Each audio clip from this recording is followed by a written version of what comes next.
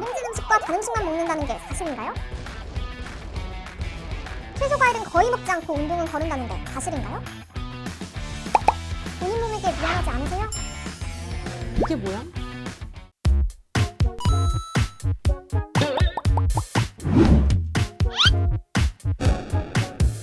네, 안녕하세요. 헬스조선 기자 이슬비입니다. 콜레스테롤에 대한 관심이 높아지는 만큼 궁금한 점도 의구심도 많을 텐데요. 그래서 오늘은 콜레스테롤에 대한 오해와 진실을 제대로 파헤쳐보는 시간 가져보려고 합니다. 심선아 소장님 모셨습니다. 네, 안녕하세요. 영양학 박사 심선아입니다. 네, 소장님, 요즘에는 콜레스테롤이 안 좋다라는 말을 많이 들어서 단어만 들어도 신경이 쓰여요. 그런데 콜레스테롤은 우리 몸에 꼭 필요한 걸로 알고 있거든요. 정말 나쁘기만 한 건가요? 이 콜레스테롤은 지방의 일종인데 우리 몸의 인체 기능을 정상적으로 유지하는 데 아주 필수적으로 필요한 구성 물질입니다. 우리 몸에서 꼭 필요한 곳에 필요한 만큼 필요한 형태로 잘 존재하면 아주 좋은 약이고요. 이것을 벗어나게 되면 도구로 작용을 할 수가 있습니다. 자, 그걸 좀 쉽게 이야기해 보면 이 콜레스테롤 중에서 좋은 콜레스테롤이라고 불리는 HDL 콜레스테롤, 그리고 나쁜 콜레스테롤이라고 불리는 LDL 콜레스테롤이 이제 가장 중요하게 우리가 이제 다뤄지고 있습니다. 이 HDL 콜레스테롤은 높게 유지될수록 좋고 LDL 콜레스테롤은 낮게 유지될수록 좋다라고 이해를 하시면 될 것 같아요. 그런 거군요. 콜레스테롤에 대한 오해라면 첫 번째로 이게 있을 것 같아요. 비만이면 모두 콜레스테롤 수치가 높을 것이다. 이렇게 생각하시는 분들이 많은데요. 이게 사실일까요? 일단 비만하다면 콜레스테롤이 높을 확률은 높습니다. 자, 그렇지만 정상 체중인 사람 또는 심지어 기자님처럼 이렇게 날씬한 분들도 고지혈증 진단을 받을 수가 있어요. 특히 우리가 이제 음주라든가 또는 흡연, 또 유전적인 요인 이런 다양한 그런 영향들이 이 콜레스테롤에 영향을 미칠 수가 있습니다. 그래서 꼭 비만인 사람만 콜레스테롤 수치가 높다라고 생각하는 건 이제 오해일 수가 있어요. 특히 아마 마른 비만이라는 거 들어보신 적 있을 거예요. 마른 비만의 원인을 보면 일단 운동이 좀 부족해서 근육량이 떨어지고 또는 과식이나 폭식을 좀 반복하거나 또는 이제 다이어트를 좀 반복적으로 하면서 근력이 떨어지면서 내장 지방이 많은 상태, 이것을 우리가 마른 비만이라고 합니다. 이런 마른 비만 체형은요, 겉으로 보면 정상 체중처럼 보이기 때문에 내가 비만인지 또는 뭐 고지혈증인지 이런 것들을 우리가 의심해 볼 여지가 별로 없잖아요. 그래서 더 이제 경각심이 없다 보니까 관리가 제대로 이루어지지 않아서 더 위험할 수가 있습니다. 이렇게 젊은 층은 마른 비만이 좀 문제가 될 수 있고요. 이제 반면에 이제 40대, 50대 그 이상의 경우라면 이제 호르몬 변화로 인해서 근육량이 자꾸 떨어지고 체지방이 늘어나는 시기이기 때문에 이때부터는 정말 세심하게 콜레스테롤 관리를 하셔야 됩니다. 그럼 두 번째로 채식주의자는 콜레스테롤 걱정을 안 해도 되는지 좀 궁금합니다, 소장님. 만약에 사실이라면 기름진 음식이나 고기를 안 먹어서 가능한 걸까요? 이것도 역시 사실이 아니라고 할 수 있을 것 같아요. 물론 이 콜레스테롤 높이는 나쁜 식습관, 대표적인 나쁜 식습관이 바로 이제 고기, 특히 이제 기름진 고기를 많이 먹을 때가 이 콜레스테롤의 대표적인 이제 문제가 될 수 있는데요. 의외로 채식주의자도 콜레스테롤 수치가 높을 수가 있습니다. 어떻게 그런 거죠? 자, 바로 탄수화물 때문입니다. 그러니까 우리가 이제 육식을 하지 않고 특히 이제 채식만 하시는 분들은 아무래도 탄수화물 비율이 더 높아질 확률이 높죠.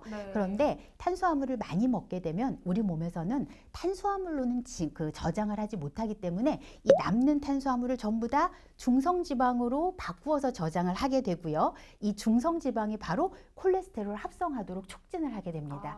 그래서 채식주의자라도 콜레스테롤이 높아질 수 있어요. 예를 들면 땅콩과 같은 견과류도 칼로리가 높기 때문에 이것도 결국은 콜레스테롤을 높일 수가 있는 거고요. 뭐 빵이라든지 여러 가지 밀가루 음식들 또는 뭐 아이스크림 이런 음식들도 칼로리도 물론이고 포화지방이 많이 함유가 되어 있기 때문에 이런 것도 콜레스테롤을 높일 수 있는 음식입니다. 사실 음식으로 섭취되는 콜레스테롤 양은 전체의 한 20% 정도밖에 되질 않습니다. 생각보다 되게 적네요. 네.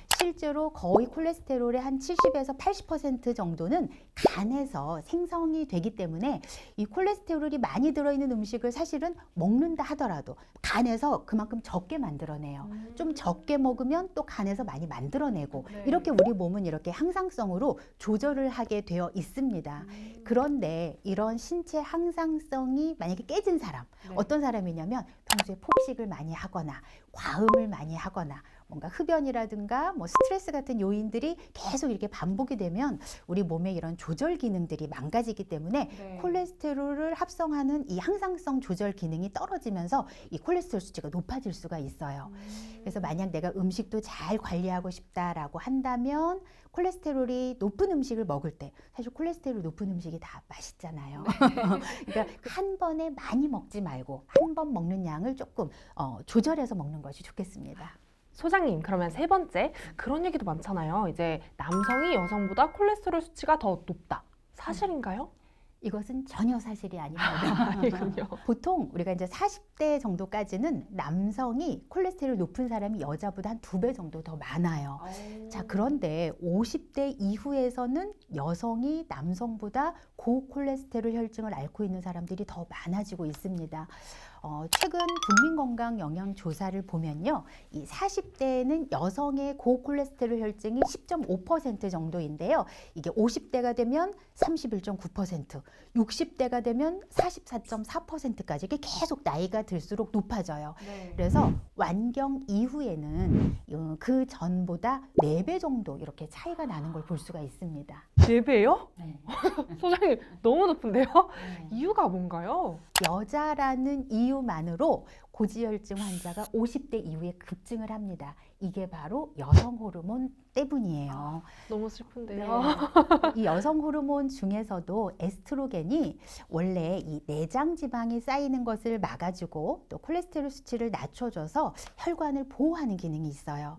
그런데 이제 완경이 되고 나면 이런 방패 역할을 하는 효과들이 사라지기 때문에 50대부터는 적어도 1년에 한 번 정도는 콜레스테롤 검사를 받는 것이 좋습니다. 그럼 일상에서 콜레스테롤 관리는 어떻게 하면 좋을까요? 일단 지방을 좀 적게 먹고 총 칼로리를 좀 적게 먹어야 되고요. 또 운동도 꾸준하게 하는 이런 생활 개선 요법들이 아주 필요합니다. 그런데 안타깝게 이 콜레스테롤 수치가 이미 만약에 높아져 있어요 라고 한다면 생활 개선만으로는 한계가 있을 수가 있습니다. 그리고 생활 개선 요법을 열심히 했는데도 3개월 정도 후에 다시 혈액 검사를 해보니까 그때도 정상 범위로 돌아오지 않았다라고 한다면 이때는 좀 안전성이나 또는 유효성이 검증이 된 콜레스테롤 전문 건강기능식품으로 관리를 해놓은 것도 저는 도움이 될 것 같아요. 그래서 최근에는 이 성분 자체가 안전한 제품들이 많이 나와 있기 때문에 우리가 비타민처럼 매일 이렇게 꾸준하게 먹는 경우도 아주 많더라고요. 많아도 너무 많더라고요, 소장님. 그래서 이런 제품들을 선택할 때는 어떤 걸 보고 고르는 게 좋을까요? 네, 가장 먼저 우리가 따져봐야 될 건 이제 원료겠죠, 아무래도. 그래서 이 콜레스테롤 개선에 도움을 주는 원료가 좀 다양한데요. 그 중에서도 아마 가장 많이 알려져 있는 성분이 폴리코사놀이라고 하는 성분일 거예요. 이 폴리코사놀은 콜레스테롤이 이제 합성되는 것을 좀 막아주는 그런 그 기전을 가지고 있어요. 그래서 이 콜레스테롤이 생성되는 것 자체를 좀 막아주는 그런 효과가 있고요. 자, 요거하고는 좀 다른 기전으로 자, 최근에는요, 장에서 담즙산과 물리적으로 결합을 해서 이걸 배출되는, 이걸 체내 이동을 통해서 체내 콜레스테롤 개선에 도움을 주는 BBR4401이라고 하는 아주 신박한 기능성 원료도 각광을 받고 있습니다. 소장님, 물리적 결합, 배출 좀 어렵게 느껴지는데요. 이게 어떤 방식인 걸까요? 많이 어렵죠. 네, 제가 이제 앞에서 설명을 좀 드렸듯이 이 콜레스테롤은 먹는 것보다 몸 안에서 만들어지는 것이 더 문제다라고 말씀을 드렸어요. 자, 이때 이 BBR4401이라고 하는 물질은 장 내에서 이 콜레스테롤 그리고 담즙산하고 결합을 해요. 그래서 결합을 해서 대변을 통해서 몸 밖으로 배출하는 역할을 합니다. 자, 그런데 이 BBR4401은 이 담즙산과 결합을 해서 체외로 배출이 되면 장내 흡수가 좀 줄어들기 때문에 그만큼 콜레스테롤이 많이 소모가 되는 거예요. 그럼 우리 몸에서 담즙산이 부족하니까 다시 이것을 담즙산을 만들어내고 이 담즙산을 만들어낼 때 그 원료로 콜레스테롤을 계속 사용을 하게 되는 거죠. 그러다 보니까 콜레스테롤 수치를 좀 낮출 수가 있습니다. BBR4401이라는 물질이 장에서 기능을 발휘하는 것 같아요, 소장님. 그런데 유산균도 장까지 도달하기 굉장히 어려운 걸로 알고 있어요. 근데 어떻게 BBR4401은 가능한가요? 예, 이게 가능한 이유가요. 이 BBR4401은 위산이나 소화액에 잘 견디면서도 인체에 안전하게 사용할 수 있도록 이게 생균 형태가 아니라 사균체 형태로 가공이 된 포스트바이오틱스 형태입니다. 실제로 이 성분으로 진행을 한 한국인 대상 인체 적용 시험 결과가 있는데요. 이 나쁜 콜레스테롤 수치가 유의적으로 감소하는 그런 혈중 지질 수준이 개선된 그런 실험이 있습니다. 그렇군요. 그러면 기능성, 안전성 면에서는 어떨까요, 소장님? 네, 이 기능성이나 안정성 면에서의 검증도 당연히 중요합니다. 이럴 때 가장 쉽게 확인할 수 있는 방법은요, 이 제품 그 포장지에 표시가 되어 있는 식품의약품안전처의 건강기능식품 인정 마크를 확인하는 것이 가장 쉽고 확실한 방법이에요. 그리고 또 조금 더 들어가 보면 이 식약처에서는 식품안전나라라고 하는 웹사이트에서 이런 기능성 원료에 대한 정보를 다 공개를 하고 있습니다.